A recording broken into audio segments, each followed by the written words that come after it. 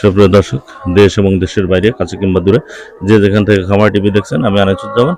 সুপ্রিয় দর্শক, খামার টিভি সবসময় দেশের কৃষি এবং কৃষি নিয়ে কথা বলে।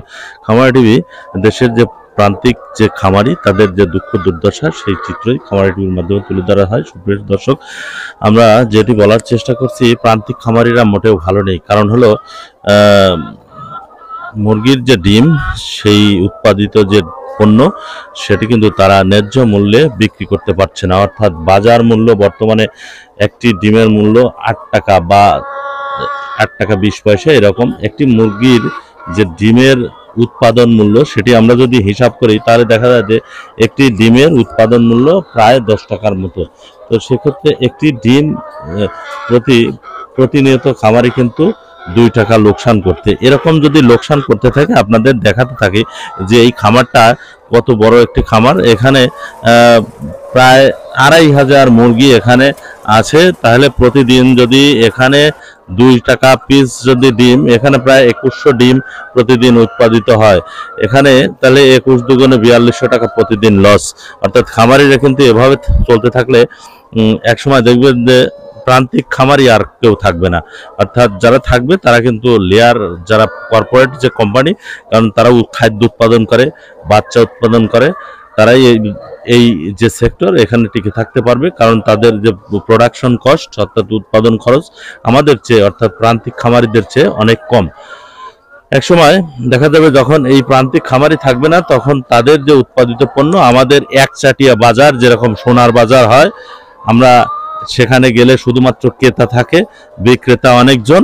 অর্থাৎ ক্রেতা ইচ্ছা করলে এখানকার দাম দর নির্ধারণ করতে পারে না। ঠিক এই বাজারটা হয়ে গেছে তাই। অর্থাৎ এই যে সোনার বাজারে যেরকম ক্রেতা তার ইচ্ছা করলেই যে ডিম, তার যে স্বর্ণের দাম নির্ধারণ করতে পারবে না, ঠিক ডিমের মূল্যও তাই হয়ে গেছে। অর্থাৎ এই উৎপাদনকারীরা কখনো, অর্থাৎ প্রান্তিক যারা খামারি, তারা কিন্তু এই উৎপাদিত পণ্য অর্থাৎ উৎপাদিত যে ডিম, তারা কিন্তু মূল্য নির্ধারণ করতে, এই মূল্য নির্ধারণ করতে এক শ্রেণীর কর্পোরেট কোম্পানি এবং ডিম সিন্ডিকেট, ডিম ব্যবসায়ীরা প্রতিনিয়ত সকালবেলা এবং দেখা যাচ্ছে যে সারাদিন তারা বাজারের আপডেট দিয়ে থাকে। আগামীকালকে বাজার হলো 10 টাকা বাড়তি, 20 টাকা কমতি, অর্থাৎ বাড়তি কমতি। এক সময় ছিল আজ হলে এত টাকা বাজার ডাইরেক্ট, আর এখন আসতেছে বাড়তি কমতি। অর্থাৎ এই একটা চক্র, এদেরকে মাসোহারা দেওয়া হয়, অর্থাৎ মাসিক ইয়েতে ভাড়া করা হয় এই সব খামার মেসেজ চক্রদের।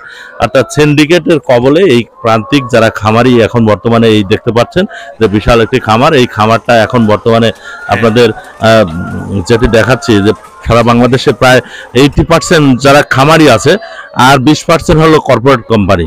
অর্থাৎ এই কর্পোরেট কোম্পানির সব ক্ষেত্রেই তাদের যে মতামত নেওয়া হয়, কিন্তু প্রান্তিক খামারিদের যে গুরুত্বপূর্ণ কোনো কথা কারো নজরে আসে না।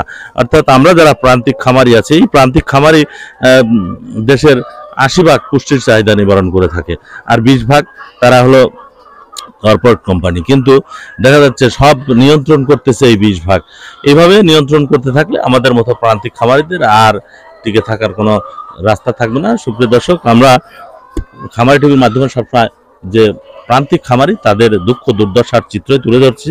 এভাবে আমরা এই মাসটা ধরছি যে নভেম্বর মাস, অর্থাৎ প্রতি বছরেই দেখা যায় নভেম্বর মাস আসলেই ডিমের যে মূল্য সেটি কমে যায়। কারণ বলা হয় যে দেশে মাছ, সবজি, বিভিন্ন জিনিসের দাম এই সময় হাতের নাগালের ভিতরে থাকে। অর্থাৎ বিলের মাছ পাওয়া যায়, আবার সবজি অহরহ বাজারে পাওয়া যায় কিনতে কম দামে। আরে ভাই, 1 কেজি সবজি আপনি কি কিনে দেখেছেন যে 1 কেজি সবজির এই সময় বাজার মূল্য কত? 50 টাকার নিচে কোনো সবজি নাই। 100 টাকা, 80 টাকা, 90 টাকার নিচে কোনো সবজি পাওয়া যায় না। আবার 1 ভাগা মাছ আপনি যে 100 টাকা দিয়ে কিনবেন তা কিন্তু নাই। পুঁটি মাছ হলেও আপনার 1 কেজি 150 টাকা, 150 টাকা আপনার কিনতে হয়। তাহলে আর 1 হালি ডিমের মূল্য আপনারা এখন কিনতে পারতেছেন, যারা খামারি পাচ্ছে 8 টাকা 20 পয়সা বা 8 টাকা, অর্থাৎ 32 টাকা আপনার বা এরকম সামথিং। তাহলে যদি দোকান থেকে কিনতে যায়, তাহলে দোকানিরাও দেখা যাচ্ছে হয়তো 10 টাকা নিচ্ছে, 40 টাকা সর্বোচ্চ দেখা যাচ্ছে। তো এই 40 টাকা দিয়ে কিন্তু আপনার একটা সুপার ফুড, একটা নাস্তা হয়ে যাচ্ছে। একটা বাড়িতে মেহমান আসলে, 4 জন মেহমান আসলে এই 40 টাকা দিয়ে কিন্তু আপনার একটা খাবার হয়ে যাচ্ছে একবেলার। কিন্তু আপনি 50 টাকার মাছ দিয়ে কি একবেলা একটা মেহমানে ভালো মানে খাওয়াতে পারবেন, কখনোই না। অর্থাৎ 40 টাকা দিয়ে আপনার একটা সুপার ফুড যে খাবার, আমরা ডিমকে বলি সুপার ফুড, অর্থাৎ এর ভিতরে সবকিছুই আছে।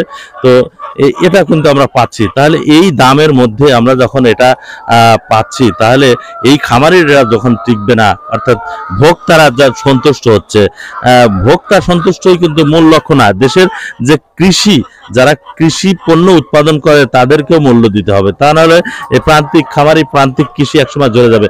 পেঁয়াজ রসুনের দাম অনেক সময় থাকে না, প্রতি বছর দেখা যায় মাঝে মাঝে তারা পেঁয়াজের উৎপাদন কমিয়ে দেয়, যার ফলে আবার দেখা যায় পরবর্তী বছরে আবার দাম বেশি হয়। কিন্তু আমরা যারা এই ক্ষেত্রে ইনভেস্ট করেছি, প্রচুর ইনভেস্ট, এই ইনভেস্ট ছেড়ে কিন্তু যাওয়ার কোনো উপায় নাই। অর্থাৎ এখানে 1000 মুরগি পালন করতে প্রায় 20 লক্ষ টাকা, 10 লক্ষ টাকার মতো আপনার চলে যাবে। তো এই 10 লক্ষ টাকা হুট করে আপনাকে বাদ দিয়ে চলে যাবেন, কখনোই সম্ভব না। এই ক্ষেত্রটাকে টিকিয়ে রাখতে হলে, এই সেক্টরটাকে টিকিয়ে রাখতে হলে যারা নীতি নির্ধারক আছে তাদেরকে বড় ভূমিকা রাখতে হবে। কারণ প্রান্তিক খামারে টিকে থাকলে দেশের কর্মসংস্থান হবে। বেকার যুব সমাজ এই ক্ষেত্র থেকে তাদের যে অর্থাৎ তাদের যে কর্মসংস্থান সেটি করতে পারতেছে, দেশের ডোমেস্টিক আয় বাড়তেছে।